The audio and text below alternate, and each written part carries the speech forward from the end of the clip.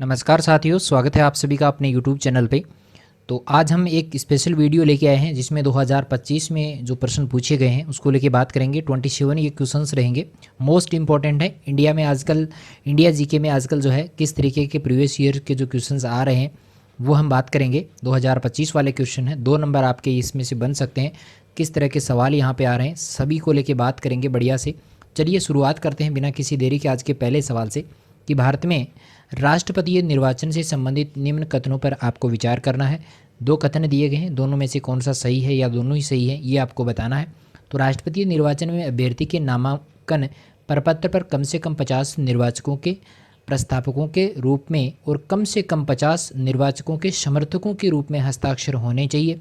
दूसरा ऑप्शन है कि किसी अभ्यर्थी को निर्वाचन के लिए तब तक सम्यक्तः नाम निर्दिष्टित नहीं समझा जाएगा जब तक वह 25,000 रुपये की राशि निक्षिप्त नहीं करता या कराता है। तो यहाँ पे आपको ऑप्शन देखने हैं, दोनों सही हैं या एक सही है। तो यहाँ पे ए ऑप्शन यहाँ पे हमारा सही आ रहा है क्योंकि केवल 1 नंबर वाला जो कथन है वो बिल्कुल सही है, दूसरा कथन गलत रहता है। चलिए सवाल नंबर 2 है कि भारत सरकार कार्य आवंटन नियम 1961 के तहत निम्न में से कौन सा मंत्रालय संघ के मंत्रियों के लिए आचरण संहिता के निर्माण के जिम्मेदार हैं। 4 ऑप्शन है, गृह मंत्रालय, वित्त मंत्रालय, संसदीय कार्य मंत्रालय, कार्मिक लोक शिकायत तथा पेंशन मंत्रालय। तो भारत सरकार में कार्य आवंटन 1961 के तहत गृह मंत्रालय जो है इसके लिए जिम्मेदार रहता है। ए ऑप्शन यहाँ पे हमारा राइट हो जाएगा। नेक्स्ट देखिएगा कि हमने सदैव यह कहा है कि हमारा समाजवाद अपने ढंग का है, हम उन्हीं क्षेत्रों में राष्ट्रीयकरण करेंगे जिनमें हम आवश्यकता समझते हैं। भारत के संविधान की विशेषताओं के संदर्भ में उपयुक्त कथन जो है वो किसने कहा था। 4 ऑप्शन है, जवाहरलाल नेहरू है, राम मनोहर लोहिया है, जयप्रकाश नारायण है और इंदिरा गांधी है। तो सही उत्तर जो रहेगा इंदिरा गांधी रहेगा। डी ऑप्शन यहाँ पे हमारा राइट हो जाएगा। नेक्स्ट सवाल देखिएगा कि भारत के उच्चतम न्यायालय के निम्न मुख्य न्यायाधीशों में से किसने भारत के किसी भी उच्च न्यायालय में मुख्य न्यायाधीश का पद धारण नहीं किया है। 4 ऑप्शन है, जस्टिस DY चंद्रचूड़ है, जस्टिस VN खरे है, जस्टिस UU ललित है और जस्टिस MH बेग है। सही उत्तर जो रहेगा वो रहेगा justice UU Lalit. C option यहाँ पे हमारा राइट हो जाएगा। अगला प्रश्न है कि भारत में राज्यसभा में संघ राज्य क्षेत्रों के सदस्यों की निर्वाचन रीति निर्धारित करने का अधिकार जो है वो किसके पास है।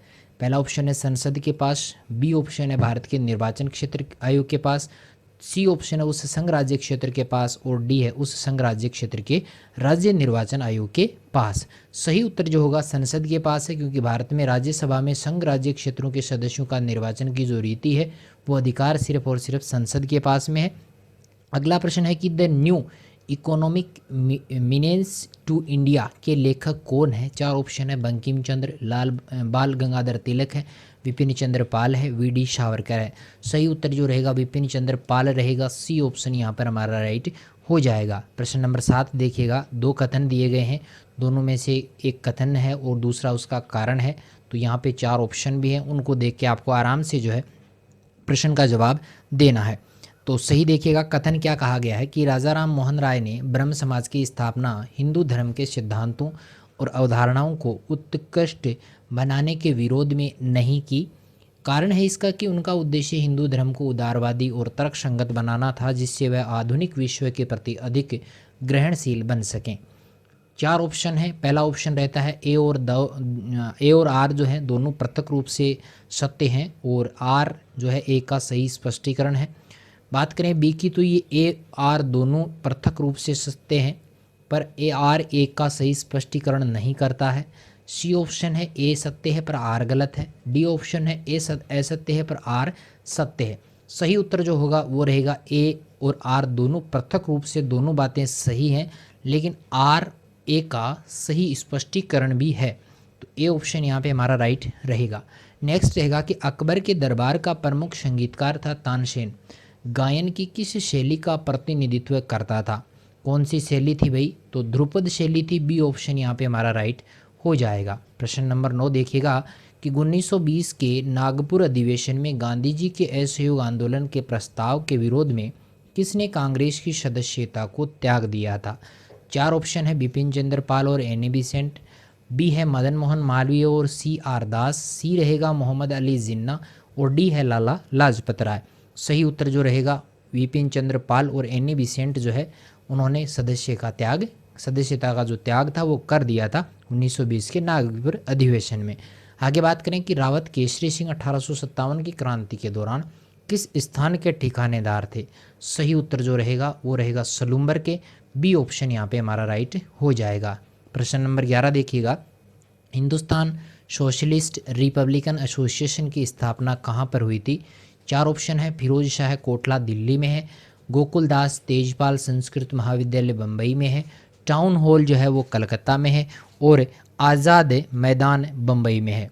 सही उत्तर जो होगा वो है फिरोज शाह कोटला मैदान दिल्ली में है। ए ऑप्शन यहाँ पे हमारा राइट हो जाएगा।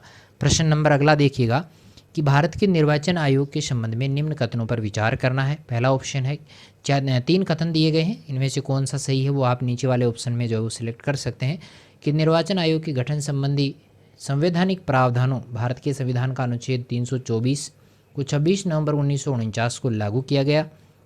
दूसरा ऑप्शन है कि निर्वाचन आयोग का केंद्रीय कार्यालय 25 जनवरी 1950 को स्थापित किया गया। तीसरा है 2 नवंबर 1990 को निर्वाचन आयोग को पहली बार बहुसदस्यीय निकाय बनाया गया। तो इनमें 3 ऑप्शन हैं आपके, 1 नंबर, 2 नंबर और 3 नंबर। इनमें से कौन सा सही है वो उत्तर आपको चयन करना है। तो यहाँ पे केवल 1 और 2 वाला दोनों सही है, 1 नंबर और 2 नंबर। तो ए ऑप्शन यहाँ पे राइट हो जाएगा। 3 नंबर वाला यहाँ पे कथन जो है वो गलत रहता है। अगला प्रश्न रहेगा कि भारत के संविधान के अनुच्छेद 74 को निम्न में से कौन से संविधान संशोधन अधिनियम द्वारा जो है प्रथम बार संशोधन किया गया था। पहली बार कब संशोधित किया गया अनुच्छेद 74 को, तो 42वें संविधान संशोधन द्वारा जो है इसको संशोधित किया गया था। चलिए आगे बात करें, जब लोकसभा का विघटन हो जाता है तो उस विधेयक का क्या होता है जो राज्यसभा में बिल लंबित और अभी तक लोकसभा द्वारा पारित नहीं हुआ है, ऐसे बिल का क्या होगा। 4 ऑप्शन है, ये व्यपगत नहीं होता है, यह व्यपगत हो जाता है और इसे फिर से पेश किया जाना चाहिए। सी है, यह स्वचालित रूप से राष्ट्रपति की स्वीकृति के लिए भेजा जाता है और डी रहेगा, यह राज्यसभा की तदर्थ समिति को भेजा जाता है। सही उत्तर रहेगा ये व्यपगत नहीं होता है। ए ऑप्शन यहाँ पे हमारा राइट हो जाएगा। चलिए अगला सवाल रहेगा कि भारत के संविधान के निम्नलिखित में से किस अनुच्छेद के अंतर्गत उच्चतम न्यायालय के प्रशासनिक वे, जिसके अंतर्गत उच्च न्यायालय के अधिकारियों और सेवकों को या उसके संबंध में संदेह सभी वेतन भत्ते और पेंशन भारत की संचित निधि पर भारित होते हैं, ये कौन से अनुच्छेद के तहत जो है वो बताया गया है। सही उत्तर जो इसका होगा 146(3) रहेगा। सी ऑप्शन यहाँ पे हमारा राइट हो जाएगा। चलिए सवाल नंबर हमारा जो अगला रहेगा कि मानवाधिकार संरक्षण अधिनियम 1993 के तहत भारत के राष्ट्रीय मानव अधिकार आयोग के अध्यक्ष को भारत के राष्ट्रपति के आदेश से निम्न में से किस आधार पर उसके पद से हटाया जा सकता है। 4 ऑप्शन है आपके पास, सिद्ध कदाचार और असमर्थता है, बी रहेगा भ्रष्टाचार और संविधान का उल्लंघन है, सी रहेगा आचरण नियमों का उल्लंघन है और डी है सामान्य विधि का उल्लंघन माना जाएगा। तो 16वें का जो सही उत्तर रहेगा वो रहेगा सिद्ध कदाचार और असमर्थता जो है इसके आधार पर जो है इनको पद से हटाया जा सकता है। आगे बात करें 17वें प्रश्न को लेके कि शूद्रक द्वारा रचित उस नाटक का क्या नाम है जो गरीब ब्राह्मण तथा गणिका की सुंदर बेटी की प्रेम कहानी को दर्शाता है। उसका नाम आपको बताना है। सही उत्तर जो होगा वो होगा मृच्छक टीकम। ए ऑप्शन यहाँ पे हमारा राइट हो जाएगा। सवाल नंबर 18 देखिएगा कि उस मुगल शासक का नाम आपको बताना है जिसने खगोल विज्ञान के साथ साथ गणित को भी अध्ययन हेतु अनिवार्य विषय के रूप में अपनाया था। तो वो कौन सा शासक था, तो वो थे अकबर। बी ऑप्शन यहाँ पे हमारा राइट हो जाएगा। सवाल नंबर 19 देखिएगा कि निम्न में से कौन से ब्रिटिश अधिकारी बिहार में कुंवर सिंह द्वारा परास्त किए गए थे। तो बिहार में कुंवर सिंह द्वारा परास्त होने वाले अंग्रेज अधिकारियों की 4 ऑप्शन आपको यहाँ मिल रहे हैं। डगलस है, लीग्रैंड है, विल्सन है, हेनरी बर्नार्ड है। सही उत्तर जो रहेगा वो ए और बी रहेगा। 1 नंबर ऑप्शन यहाँ पे राइट है। डगलस और लीग्रैंड जो है वो माने जाते हैं जिनको कुंवर सिंह ने परास्त किया था। अगला प्रश्न जो रहेगा कि निम्न में से कौन सा सुमेलित नहीं है।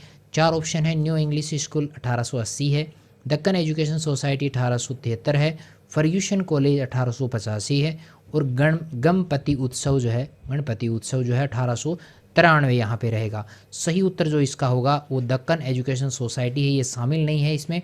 1873 जो है वो इसमें सही नहीं है, बाकी तीनों ऑप्शन इसमें राइट रहते हैं। अगला प्रश्न है कि निम्न में से कौन सा युग्म सही सुमेलित नहीं है। दुर्गेश नंदिनी 1865 है, कपाल मंडला 1866 है।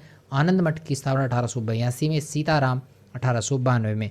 चलिए बात करें यहाँ पे जो सुमेलित नहीं है, सीताराम 1892 वाला, डी ऑप्शन यहाँ पे राइट हो जाएगा। अगला प्रश्न रहेगा कि उस व्यक्ति का नाम आपको बताना है जिसने 1875 के विद्रोह को अपने 1909 के प्रकाशन में भारत का स्वतंत्रता संग्राम के रूप में वर्णित करके सीधे भारतीय राष्ट्रवाद के इतिहास लेखन में शामिल कर दिया था। वो कौन थे? V D Savarkar, S N Sen, R C Majumdar, Thomas R Metcalf. सही उत्तर जो रहेगा वी डी सावरकर है, ए ऑप्शन यहाँ पे हमारा राइट हो जाएगा। अगला प्रश्न देखिएगा कि उस व्यक्ति का नाम बताना है जो वर्ष 1931 में हिजली बंदी शिविर में ब्रिटिश गार्डों द्वारा अकारण ही की गई गोलीबारी में मारे गए लोगों का शव लेने गया था।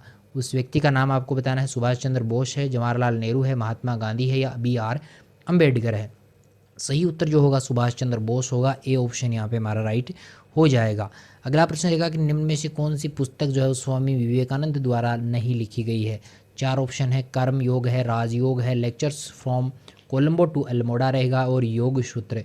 कौन सी नहीं लिखी गई है वो आपको बताना है। तो केवल डी वाली योग सूत्र इनकी रचना नहीं है, बाकी तीनों जो है इनकी रचनाएं रहती है। 4 नंबर ऑप्शन यहाँ पे राइट हो जाएगा। अगला प्रश्न है कि भारत छोड़ो आंदोलन का प्रस्ताव किसने प्रस्तुत किया था? 4 ऑप्शन है, सुभाष चंद्र बोस है, महात्मा गांधी है, जवाहरलाल नेहरू है और विनोबा भावे है। सही उत्तर जो होगा वो जवाहरलाल नेहरू होगा, सी ऑप्शन यहाँ पे हमारा राइट हो जाएगा। भारत छोड़ो आंदोलन का प्रस्ताव जवाहरलाल नेहरू ने प्रस्तुत किया था। अगला प्रश्न है कि सरदार पटेल ने अजमेर के अंतर्गत किन 2 रियासतों के विलय के निर्णय को रद्द किया था? तो किसने किया था? कौन कौन सी थी वो? किशनगढ़ और शाहपुरा, मसूदा और खरवा, गोयला और जुंडा, शराधना और पीपलाज। सही उत्तर जो होगा वो किशनगढ़ और शाहपुरा रहेगा, ए ऑप्शन यहाँ पे हमारा राइट हो जाएगा। चलिए आज का हमारा लास्ट सवाल है कि कालाराम मंदिर किस स्थान पर स्थित था जिसमें प्रवेश को लेकर भीमराव अंबेडकर ने सत्याग्रह किया था? कौन सा था भाई? वो था नासिक, ए ऑप्शन यहाँ पे हमारा राइट हो जाएगा। आपने यहाँ पे 27 प्रश्न देखे हैं। इन सब प्रश्नों को देखकर आपको लगा होगा कि यहाँ पर जो प्रश्न दिए गए हैं उनका तरीका जो है वो बहुत ज़्यादा बदला हुआ यहाँ पे नज़र आ रहा है। बहुत लंबे लंबे क्वेश्चन जो आजकल पूछे जा रहे हैं, तो इन प्रश्नों को ध्यान में रखते हुए आपको तैयारी करनी है। ज़्यादा से ज़्यादा इसी प्रकार के प्रश्नों को आपको निकालना है ताकि आपकी तैयारी मजबूत हो सके। मिलेंगे नए वीडियो के साथ में, तब तक के लिए थैंक यू।